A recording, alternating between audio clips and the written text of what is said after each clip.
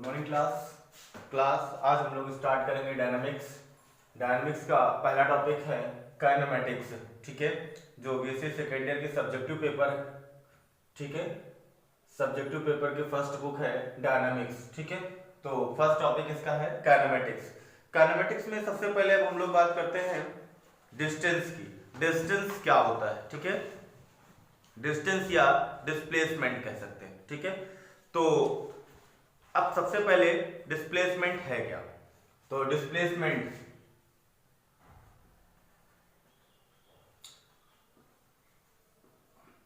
देखिए, डिस्प्लेसमेंट क्या है, डेफिनेशन लिख लेते हैं।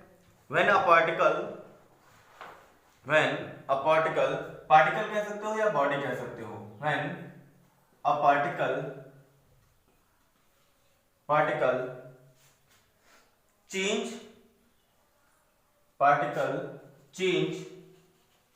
its position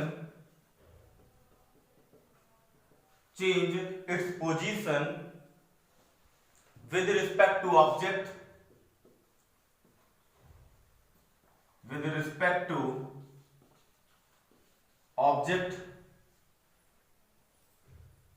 in its neighborhood का मतलब है एनबीडी, शॉर्ट फॉर्म में लिखते हैं इसको। ठीक है, is said to be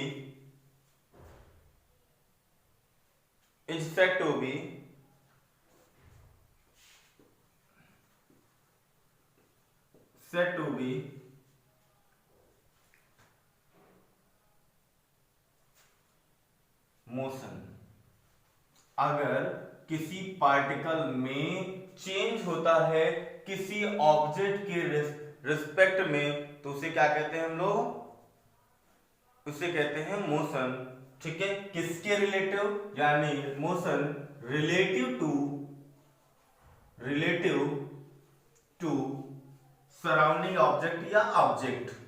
यानी कि किसी पार्टिकल में किसी ऑब्जेक्ट के रिस्पेक्ट में अगर चेंज होता है तो वो मोशन कहलाता है उस ऑब्जेक्ट के रिस्पेक्ट में। ठीक है, अब मान लिया कोई पार्टिकल है, यहां से ध्यान से देखिए, ये पार्टिकल था P, यहां पर ये यहां तक पहुंच गया Q। ठीक है, तो कोई पार्टिकल P से Q तक जाने में जो डिस्टेंस ट्रेवल करेगा, मान लिया यहां टाइम t था, यहां time t plus delta t हो गया। ठीक है, टाइम t से क्या हो गया? डेल्टा t हो गया यहां पर। और पहले ये O के रिस्पेक्ट में चल रहा था। O क्या है? इसका पोजीशन वेक्टर है या इसे ऑब्जेक्ट कह सकते हैं। ठीक है, तो यहां तक अगर डिस्टेंस क्या थी? x थी। यहां तक जाने के बाद x प्लस डेल्टा x हो गया। तो ये जो PQ है, PQ ये क्या कहलाएगा? डेल्टा x कहलाएगा। इसी को क्या कहेंगे? डिस्प्लेसमेंट। मतलब समय t से लेकर के समय delta t plus delta t के बीच में जो चेंजमेंट हुआ है वो क्या है? डिस्प्लेसमेंट है। वो क्या है? डिस्प्लेसमेंट। लिख लेते हैं यहां पर, देखिए, if a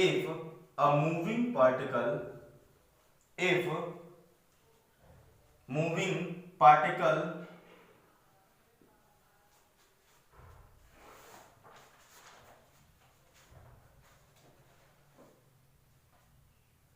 particle occupies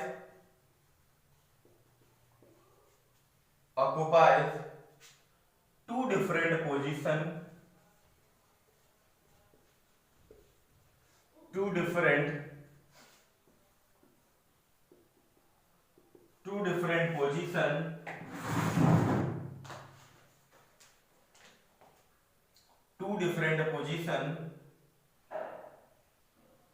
P and Q in a space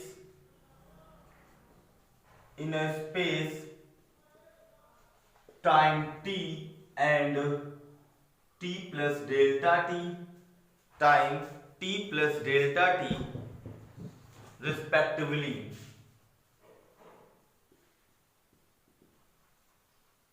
with respectively, then the distance PQ then the distance PQ is called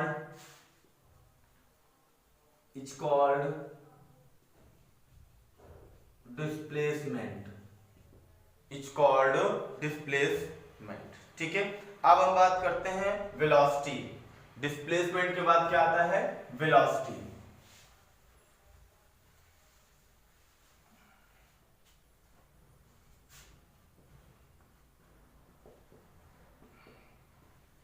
velocity, ठीक है। वेलोसिटी क्या है? Velocity the rate of change of displacement is called velocity, यानी displacement में जो changement होता है वो क्या है? वेलोसिटी है। It is denoted by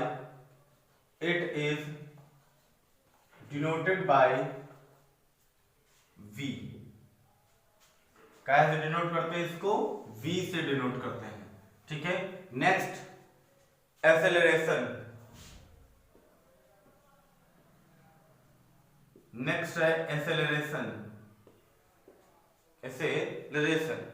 the rate of change of velocity, the rate of change of velocity is called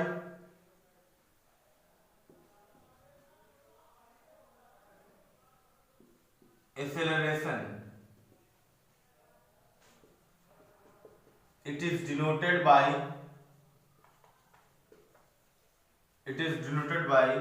f या फिर dv अपॉन dt या फिर d2x upon dt square.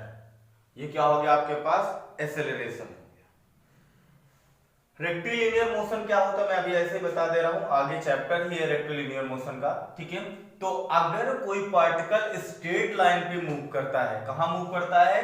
Straight line पर, तो ऐसी मोशन को हम लोग रेक्टिलिनियर मोशन कहते हैं, ठीक है। जो अगला टॉपिक होगा, अभी नया चैप्टर है आगे रेक्टिलिनियर मोशन का, इसलिए सिर्फ इतना जान लीजिए कि जो पार्टिकल किसी स्ट्रेट लाइन पर मूव करे तो उस पार्टिकल की जो मोशन होती है वो रेक्टिलिनियर मोशन होती है, ठीक है। अब बात करते हैं वेलोसिटी और एक्सेलरेशन निकालने की, ठीक है। वेलोसिटी और एक्सेलरेशन, तो वेलोसिटी आपको मालूम है क्या होता है? The rate of change of displacement is called velocity. इसको हम dx अपॉन dt भी कह सकते हैं, जहां x क्या होगी? डिस्प्लेसमेंट होगी, ठीक है। x डिस्प्लेसमेंट होगी और उसमें समय के अनुसार चेंजमेंट जो होगा वो क्या होता है?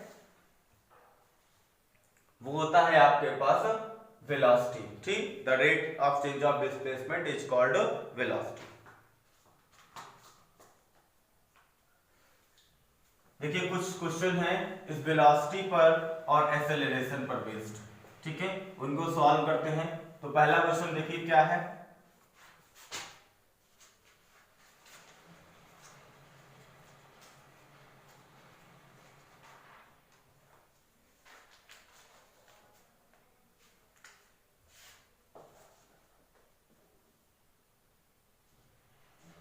A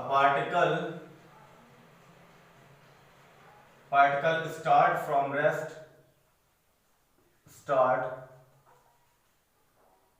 from the origin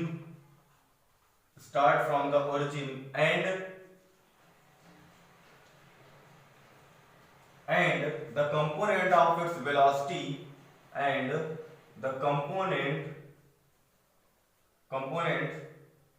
of its velocity parallel to the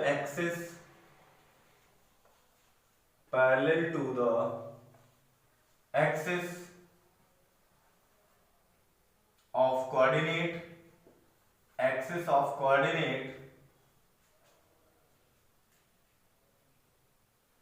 at time t are at time t are 2t plus 3 and 4t. Find the path. Find the path. तो हमें पाथ फाइंड आउट कर रहा है, ठीक है।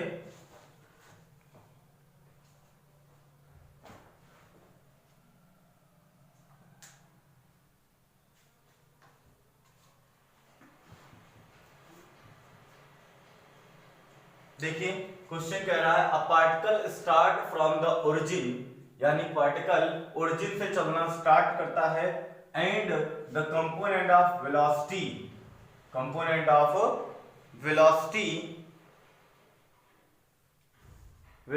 Parallel to the coordinate, parallel to the axis of coordinate at a time t, यानी कि समय t पर जो वेलोसिटी के कंपोनेंट्स हैं, किसके वेलोसिटी के कंपोनेंट्स वो कितने हैं 4, मतलब 2t plus 3 और हमारे पास क्या है 4t है।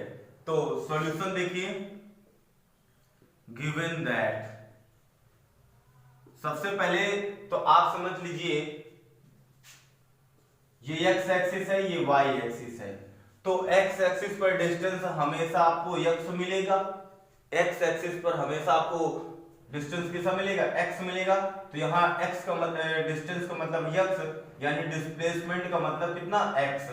तो यहाँ वेलोसिटी क्या dx अपॉन dt होगी, किसके अकॉर्डिंग x एक्सिस के अकॉर्डिंग, d2 मतलब x एक्सिस के अकॉर्डिंग वेलोसिटी होगी dx अपॉन dt, और y एक्सिस के अकॉर्डिंग वेलोसिटी क्या होगी dy अपॉन dt। तो देखिए क्वेश्चन में कहा गया parallel to the axis of coordinate, मतलब x एक्सिस के अकॉर्डिंग जो वेलोसिटी है वो 2t plus 3 है, और y एक्सिस के अकॉर्डिंग जो वेलोसिटी है वो कितनी है 4t है। तो now given that dx upon dt is equal to 2t plus 3, ठीक, and dy upon dt is equal to 4t, ये आपके पास मिल गया। दो चीजें, अब हमें पाथ फाइंड आउट करना है, ठीक है। तो देख लीजिए यहां पर इक्वेशन 1 बिकम्स, इक्वेशन 1 बिकम्स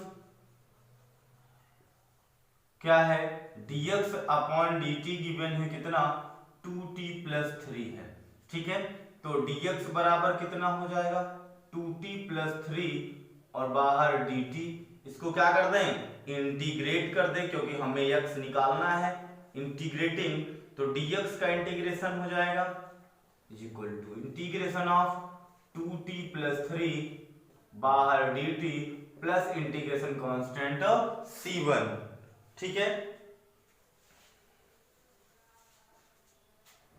अब देख लीजिए dx का इंटीग्रेशन क्या होगा x होगा इज इक्वल टू, यहां पर देखिए t का इंटीग्रेशन, t का आप जानते हो t² अपॉन 2 होगा प्लस 3 और साथ में t plus integration constant c1, तो x की वैल्यू आ जाएगी t² plus 3t plus c1, एक x ये मिल गया, ठीक है, इसको 3 मान लिया।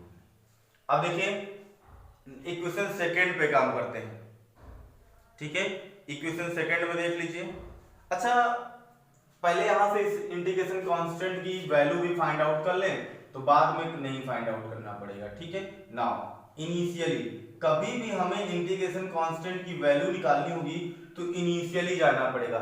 इनिशियली का मतलब है जहां से पार्टिकल चलना स्टार्ट करता है, और पार्टिकल साफ साफ कह रहा है a particle start from the origin, और ओरिजिन पर समय आपका 0 होता है, समय 0 होता है, तो ओरिजिन पे पार्टिकल कुछ भी डिस्टेंस नहीं चलता है, तो इसलिए x का मान भी क्या होता है 0 होता है। देन अगर आप इस इक्वेशन में x 0 रखोगे t 0 रखोगे तो c1 का मान कितना आएगा 0 आएगा, आप कैलकुलेट करके देख सकते हैं। देन देखिए x की वैल्यू क्या मिल जाएगी t² प्लस 3t मिल जाएगी, ठीक है।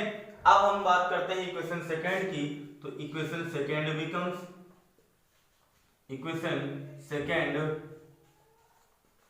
बिकम्स, इक्वेशन सेकेंड क्या कह रहा है, 4t है, ठीक है, सॉरी मतलब dy upon dt is equal to 4t, तो dy is equal to 4t dt, integrate करोगे dy is equal to integration of 4t dt plus c2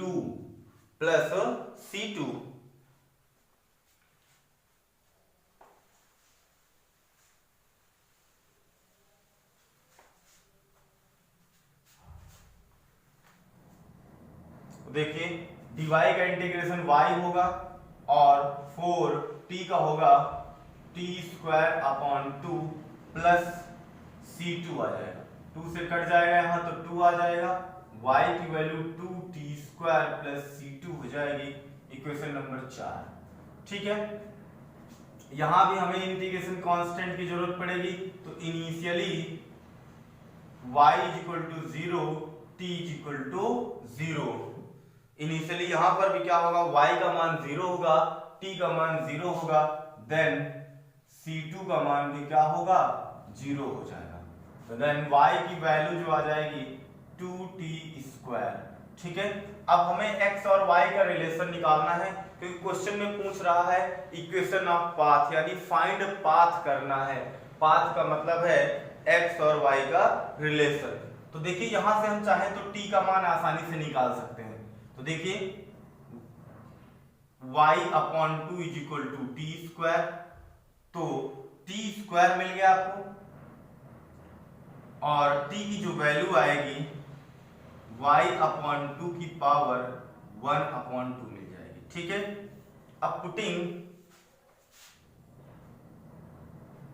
now, अब देखिए x वाली इक्वेशन उठा लीजिए, x की इक्वेशन हमने फाइंड आउट की थी, x की इक्वेशन उठा लेंगे, क्या है, x is equal to T square plus 3t है, ठीक है, तो x टी स्क्वायर का मान निकाला है हमने यहां से अभी, y अपॉन 2 प्लस 3 t की वैल्यू निकाली है हमने y अपॉन 2 की पावर 1 अपॉन 2, देखिए 1 अपॉन 2 को हटाना पड़ेगा, तो पहले इस y अपॉन 2 को इधर ट्रांसफर कर लीजिए, x minus Y upon 2 is equal to 3y upon 2 का होल पावर 1/2।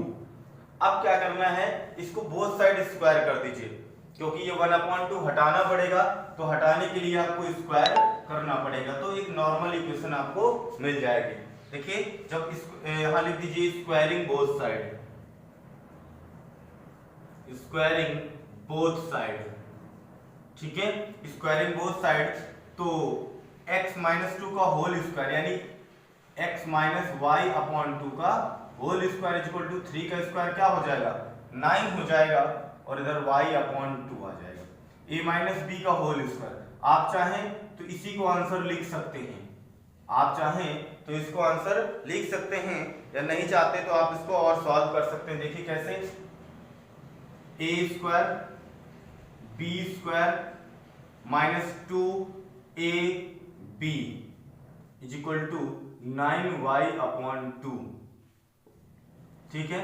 एलसीएम ले लेंगे इसका, तो x square plus Y square upon 4 minus X Y minus 9y upon 2 बराबर 0, ये आपके पास इक्वेशन ऑफ पाथ हो जाएगी, ठीक है। नेक्स्ट क्वेश्चन देखते हैं, आई होप कि सभी को समझ में आ गया होगा ये क्वेश्चन।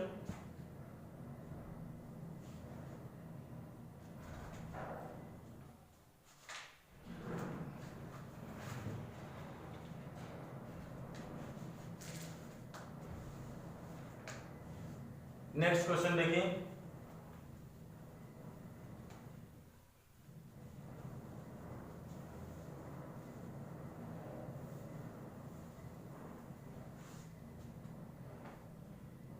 नेक्स्ट क्वेश्चन क्या कह रहा है, देखिए second number, a point move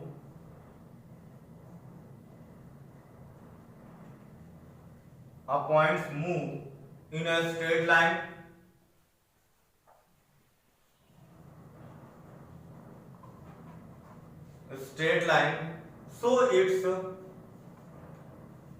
so its distance s distance s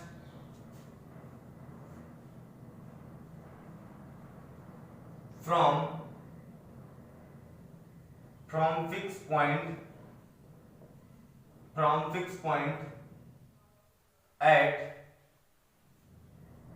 any time t is proportional to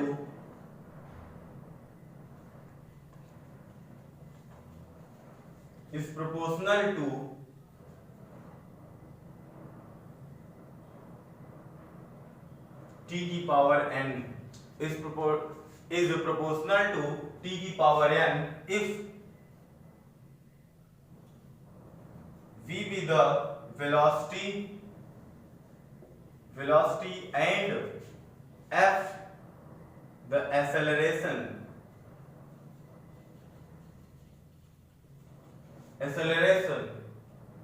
at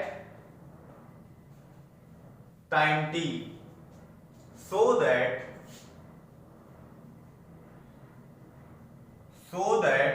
v square बराबर nfs अपॉन n माइनस 1, ये हमें प्रूव करना है। ठीक है, देखिए क्वेश्चन कह रहा है a point moves in a straight line so it's distance s from fix point at any time t, यानी जो डिस्टेंस s है वो किसी समय t पर प्रोपोर्शनल है किसके, t की पावर n के। ठीक है, तो यानी कि सॉल्यूशन साफ साफ क्वेश्चन में कह रहा है, क्या गिवन है, given that s directly proportional to t की पावर n के। तो अगर हमें प्रोपोर्शनलिटी हटानी है तो एक कांस्टेंट जोड़ देना है, तो हमने कहा s is equal to k t की पावर n हो जाएगा। आगे कह रहा है वेलोसिटी v है, एक्सेलरेशन f है।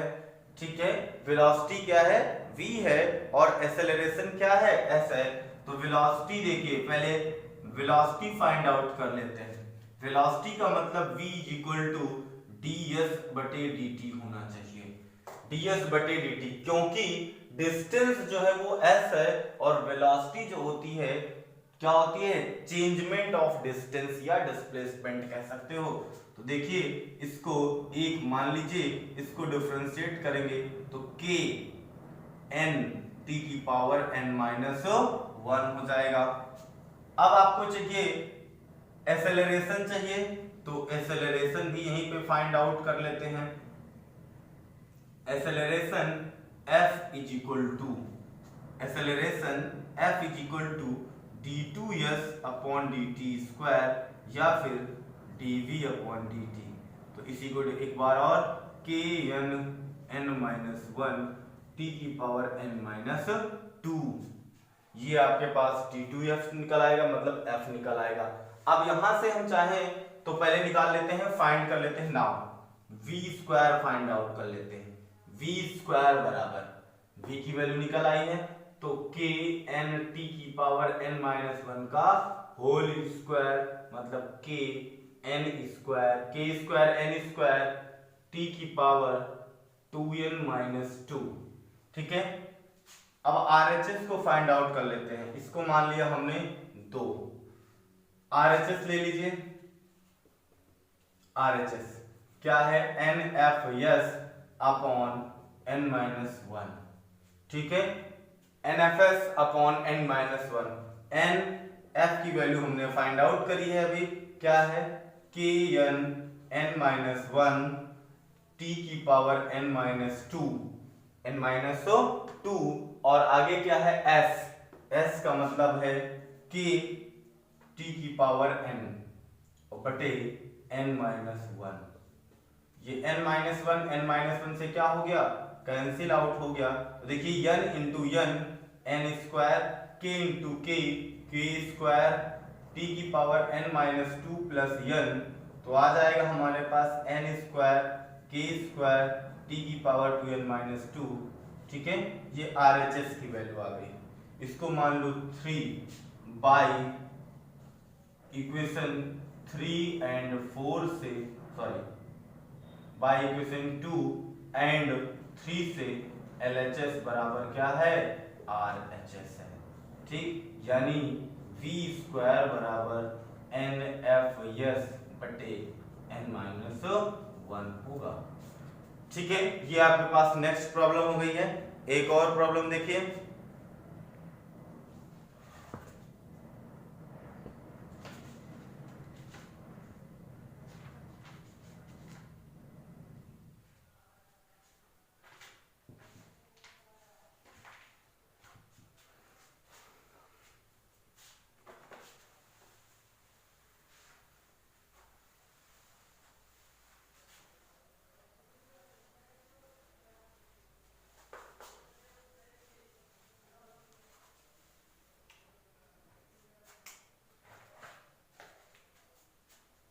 क्वेश्चन लिख लीजिए, थर्ड नंबर क्वेश्चन है, a particle moves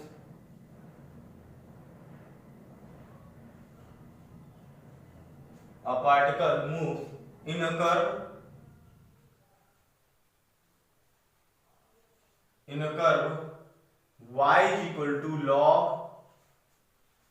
sec y is equal to a log sec x upon a, y is equal to a log sec upon a in such a way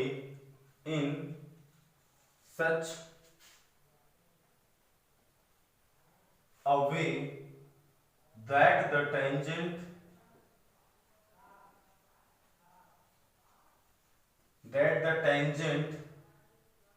to the curve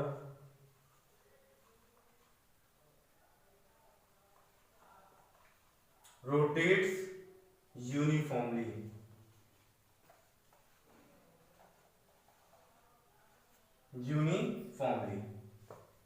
Prove that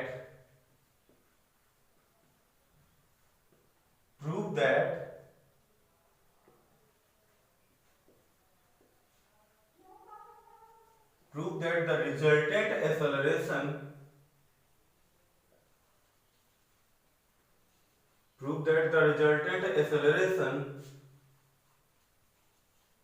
of the particle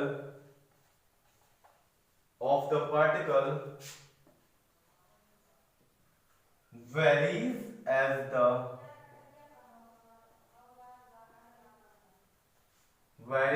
the square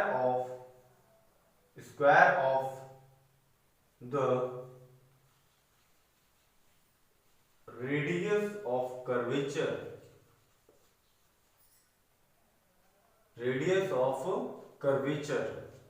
ये आपके पास question है। ठीक है, तो आपको निकालना है acceleration of the particle.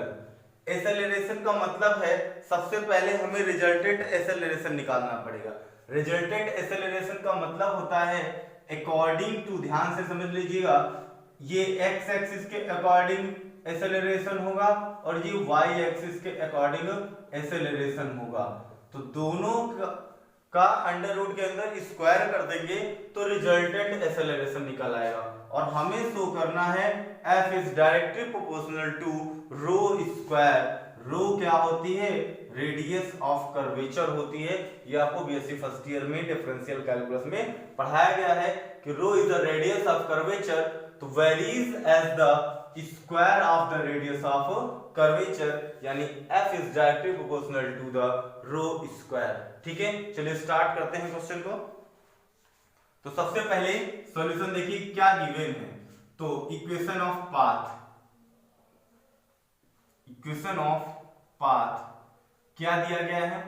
y is equal to a log sec x upon a, equation number first, ये आपके पास गिवन है। ठीक है, अगर इसको हम x के रिस्पेक्ट में डिफरेंशिएट कर दें तो देखिए क्या मिलता है, क्योंकि आपको dx अपॉन dt चाहिए, dy अपॉन dt चाहिए, दोनों चीजें निकालनी पड़ेंगी। ठीक है, तो इतना आसान नहीं होगा dx बटे dt निकालना। तो देखिए क्या है, यहां पर आपके पास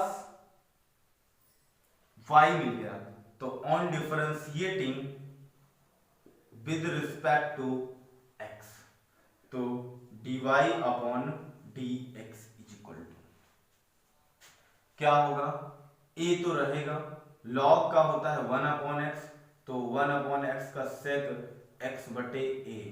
सेक का क्या होगा, सेक थीटा का डिफरेंशिएशन आप जानते हो, sec theta into tan theta, ठीक है।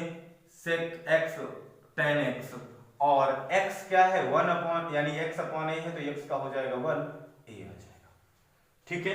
इतनी वैल्यू मिल गई आपको। तो अब ये वैल्यू मिल चुकी है, देखिए यहां से ये a और ये दोनों a क्या हो जाएंगे, कैंसिल आउट हो जाएंगे, ठीक है। तो dy अपॉन dx, ये पूरा का पूरा सेक a कैंसिल आउट हो जाएगा, मिलेगा क्या, tan x अपॉन a। अच्छा, आपने डिफरेंशियल में पढ़ रखा है dy upon dx is equal to tan psi, क्या पढ़ रखा है, tan psi। तो tan psi is equal to dy by dx होता है, कर्वेचर में आपने पढ़ा है ये बात को, ठीक है। तो tan x अपॉन a मिल गया, यानी tan psi is equal to, ठीक है, tan x अपॉन a। तो tan से tan कैंसिल आउट हो गया, psi is equal to x upon a आ गया। psi इज इक्वल टू कितना आ गया, x अपॉन a। तो यहां से देखिए x की वैल्यू a psi मिल जाएगी, ठीक है। ये वैल्यू हो गई इतनी,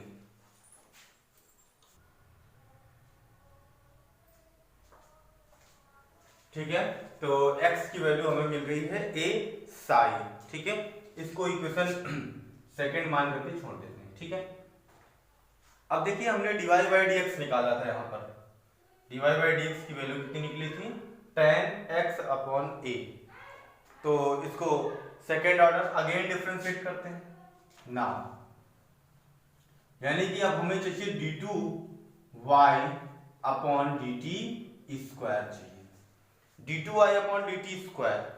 यहां से हम इसकी वैल्यू फाइंड आउट करने के बाद रो निकालेंगे। देखिए tan का डिफरेंशिएशन क्या होता है, tan x का डिफरेंशिएशन होता है sec स्क्वायर x, यानी sec square x upon a, x upon a का फिक्स करोगे तो 1 अपॉन a आ जाएगा। तो ये वैल्यू मिल जाएगी d2y बाई dx की, ठीक है। नाउ रो देखिए, रो का मतलब है radius of curvature. Radius of curvature का फार्मूला होता है 1 प्लस dy अपॉन dx का whole square whole power 3/2 divide by d2y upon dx square. जी हमने आपको बताया है बीएससी फर्स्ट ईयर में आपको कि रेडियस ऑफ कर्वेचर का एक फार्मूला क्या होता है, 1 प्लस dy बाई dx का होल स्क्वायर की होल पावर 3/2 और upon d2y upon dx square. तो देखिए 1 प्लस dy बाई dx आपको दिख रहा है कि tan square x by 2a हो जाएगा, होल पावर 3/2 हो जाएगा, डिवाइड में a sorry 1 upon a sec square x upon a हो जाएगा, ठीक है। 1 plus tan square theta sec square theta हो जाएगा, क्या हो जाएगा, सेक स्क्वायर थीटा। तो यानी कि sec square x upon a whole power 3/2 upon 1 upon a sec square x upon a। ये इससे यहाँ देखिए ये 2 इससे कटेगा, यहाँ 3 पावर आएगी, 3 पावर से ये 2 पावर कट जाएंगे तो वैल्यू बन जाएगी आप, और ये 1 अपॉन a पलट जाएगा तो a sec x upon a आ जाएगा। ये किसकी वैल्यू आ जाएगी, रो की, ठीक है। तो ये रो आपके पास कैलकुलेट हो गया है a sec x upon a। Question को हटा देते हैं।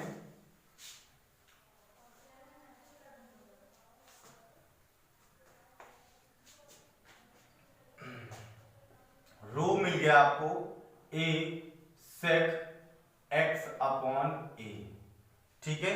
ये वैल्यू आ गई किसकी, रो की। इसको इक्वेशन नंबर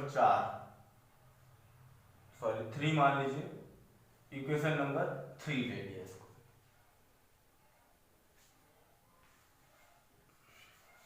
अब देखिए आपके पास x दिया गया है, since x is equal to a psi है। तो on differentiating with respect to t, इसको t के सापेक्ष क्या कर दें, डिफरेंशिएट कर देते हैं।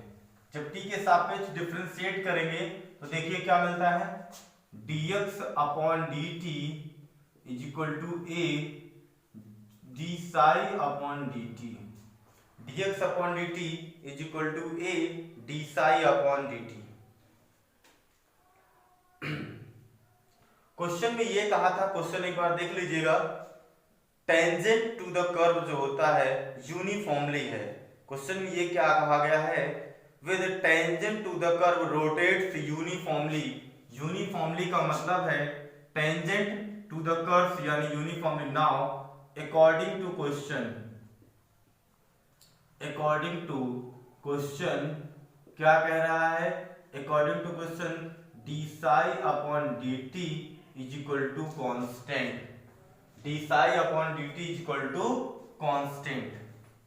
जब d psi upon d t constant हो गया तो देखिए क्या मिलता है,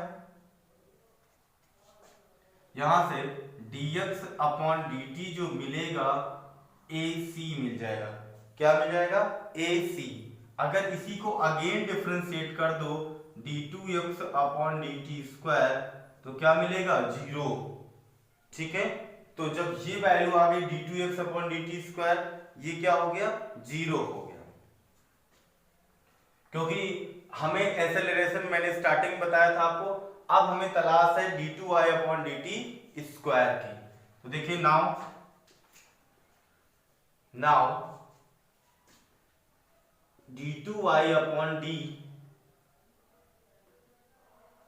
x square, d2y upon dx square, या पहले d देख लीजिए dy अपॉन dt से। dy अपॉन dt कैसे फाइंड आउट होगा, dy upon dx into dx बटे dt, दोनों वैल्यू रख लीजिए। dy अपॉन dx भी निकाला था हमने, dy बाई dx की वैल्यू जो थी वो फाइंड आउट की थी हमने tan x upon a, tan x बटे a, और dx बटे dt अभी फाइंड आउट किया है हमने कांस्टेंट, यानी कि टोटल c मिला है हमें, किसकी वैल्यू, यानी c या कह सकते हो ac जो निकाला था, दोनों चीजें। अब अगर इसी को एक बार और डिफरेंशिएट कर दें, अगेन करोगे तो d2y अपॉन dt स्क्वायर।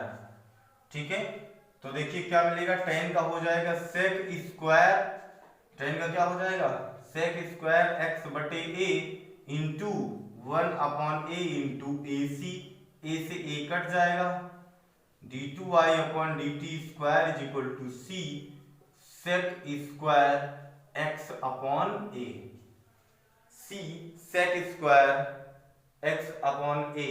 ठीक है, अभी यहां से एक a और बच सकता है, क्योंकि dy बाई dx की वैल्यू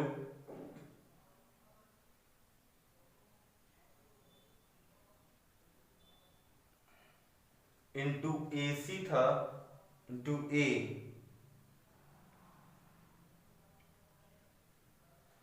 हाँ और एक चीज x का फिर से करना पड़ेगा ना, तो dx बटे dt इंटू ac होगा। ठीक है, dx बटे dt की वैल्यू क्या थी, ac थी, फिर से एक और ac आ जाएगा, ये वाला a से कट जाएगा, यहाँ c बच जाएगा, तो ये वाला c इधर आ जाएगा, बचेगा dx बटे dt, dx बटे dt की वैल्यू हमने ac रख दी है, तो dy अपॉन dt स्क्वायर जो आएगा ac square sec square x बटा a। ठीक है, ये वैल्यू आ गई इसकी, और रो हम फाइंड आउट कर चुके हैं, dx बटे dt दोनों चीजें हम लोग निकाल चुके हैं। ठीक है, अब देखिए, अब हमें चाहिए एक्सेलरेशन। कैसा एक्सेलरेशन, रिजल्टेंट एक्सेलरेशन,